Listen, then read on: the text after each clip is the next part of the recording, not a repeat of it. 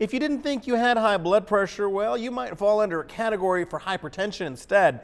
The American Heart Association and other experts recently changed the new guidelines for high blood pressure.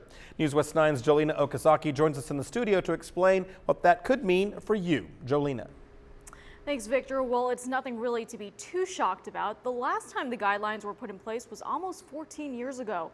Now with the new guidelines, that means 46% of Americans are now considered to have high blood pressure.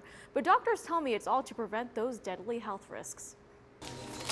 If you're guilty of living an unhealthy lifestyle, it might be time to make some changes. The new blood pressure guidelines from the American Heart Association are recognizing that society has changed in past years since the number of Americans with hypertension has increased. If you go to areas like West Texas that, we don't have the most healthier habits, that even go up. So the purpose of this is to give guidance based on the most current evidence, in a simple way. Right, so people can treat hypertension, effectively. Before the new guidelines, if your blood pressure was above 140, that meant you had high blood pressure. But now that it's shifted, for those with a blood pressure of 130 to 139, they're now categorized as stage 1 hypertension. The higher the blood pressure goes up, higher risk you have. So that's why it's so important to treat it, because if we can lower your blood pressure back to normal range, then we also expect to decrease the risk. But the new guidelines doesn't mean you have to start taking medicine to treat it. It means that doctors can now make recommendations to help you lower your blood pressure.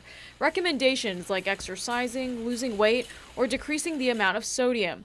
If that doesn't work, there's medical therapy medications to lower your blood pressure. They don't recommend necessarily medications unless you have somebody who has high risk. For example, somebody already have a heart attack or had a stroke. Right, so they are pretty high risk to have a second event.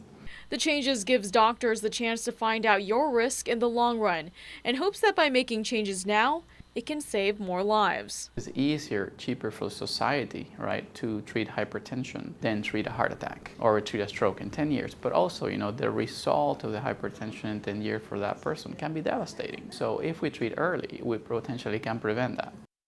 Now, doctors say the environment when you're getting your blood pressure checked is very crucial. They suggest checking your blood pressure at home with a blood pressure monitor to prevent stress rather than going to the doctor's office. Live in the studio, Jolena Okazaki, News West 9.